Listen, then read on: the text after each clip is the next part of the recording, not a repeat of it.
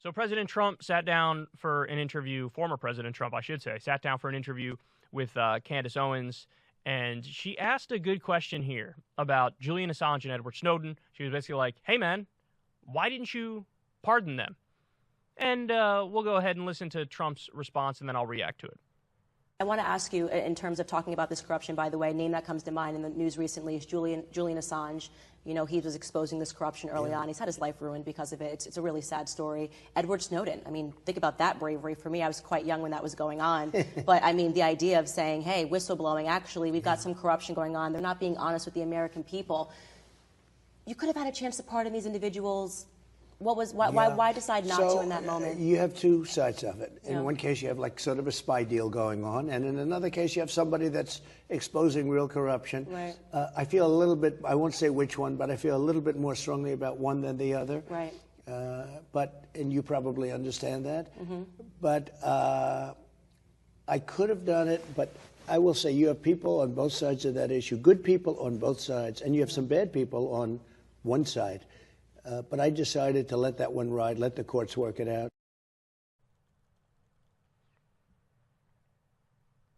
Yeah, so let me go ahead and decode that for you. What he's saying is, I cucked to the deep state. That's what he's saying. There's a big problem. Trump has many big problems, but one of his big problems is that whoever the last person is in the room that whispers in his ear, that's the one who's, yeah, you're right, I think that's a good point. And by the way, this is the exact same thing that happened with George W. Bush. Dick Cheney was like the head of the committee to determine who should be in Bush's cabinet and in his administration and who should be his VP. And Dick Cheney goes to George Bush and says, I got a great idea for your VP. How about me? And George's like, ha, Dick, that's a good point, Dick. How about you be my VP? And so Dick Cheney became VP because of that, because Bush listened to whatever was the last thing some idiot said in his ear.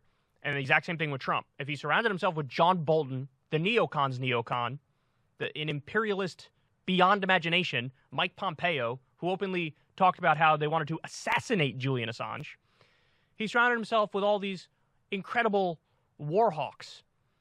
And so he didn't even, my guess is he didn't even hear the opinion in the room, in those closed-door meetings, of, hey, here's the case for Assange, here's the case for Edward Snowden. All he heard was, these guys are bad, they're un-American, they're anti-American, they're trying to help the Russians or the Chinese or whatever. And he was like, no, I think that's a good point. I think that's a good point. Yeah, no, I won't do it. So he was getting pressure from outside of the administration, but if every voice in your ear is like, look, you're one of the big players now, you're the president, so you got to do presidential shit. So presidential shit is you keep these guys cast out as enemies. So he's just admitting there that he kind of cucked himself to the deep state. Some of the other stuff he said was fascinating. He said, look, I feel stronger about one than the other. Interesting. Now, at first when I heard that, I was like, I don't know which one he feels strongly about. But then it hit me. It hit me. He feels stronger about Julian Assange than he does about Edward Snowden. Why? Because Julian Assange, during the 2016 campaign, leaked the dirty laundry of the DNC and of Hillary Clinton and showed how they were trying to rig the primary against Bernie Sanders. So you had Julian Assange, who showed the internal workings and corruption of the DNC. And so since that benefited Trump personally, he was like, oh, because remember in one of his rallies back then, he said, WikiLeaks came out. I love WikiLeaks. We love WikiLeaks, don't we, folks? So for Assange, he felt stronger. And he was probably actually questioning in his own mind whether or not he should free him. With Snowden, I don't know if you caught it there, but Trump did say, quote, you have sort of a spy deal going on. So in other words, he views Snowden as like, look, man, we got our intelligence agencies, the CIA, the NSA, they're spying, but they're doing that for national security, and they're doing that to protect Americans, and therefore you can't interfere with that. And if you interfere with that, you're helping our enemies, so not good. I think that's the version of events he thinks about Edward Snowden. The fact of the matter is, with Edward Snowden, what did he do? He showed that the government was violating our constitutional rights. We have no more Fourth Amendment protection from unreasonable search and seizure. So they just spy on anybody and everybody without a warrant, without a real warrant. They have the FISA court, which is the rubber stamp court. They don't actually look at the details of any individual case. They're taking away our constitutional rights. They spy on us. They collect all of our metadata, and it's illegal, and you can't do that. So Edward Snowden came around and said, hey, man, this is violating the Constitution. This is violating your rights. The American people should know what's going on with their money in their name. Your governments, you're paying taxes to the government, then they turn around and spy on everything you're doing. You didn't ask for that. You don't want that. We need to at least have a debate about this to determine whether or not we should keep doing this moving forward. That's what Edward Snowden did. But again, my guess is Trump didn't even hear that opinion behind closed doors because he surrounded himself with a bunch of neocon idiots.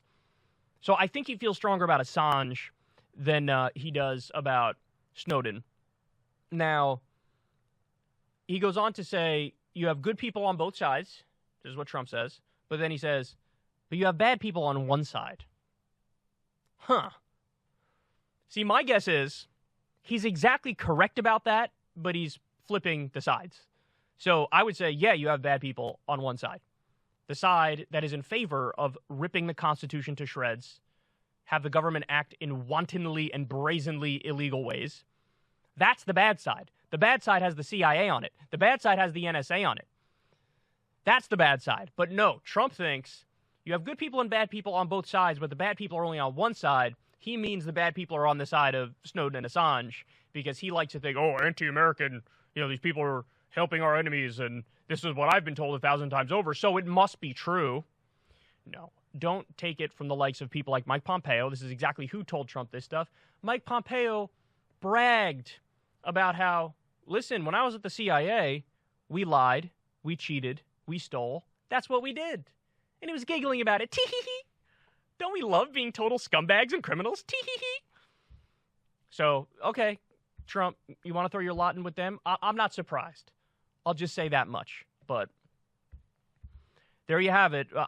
Never in my life did I ever imagine giving any sort of credit to Candace Owens on this program. But look, that was a good question. And she gave him some rope, and he turned around and hung himself.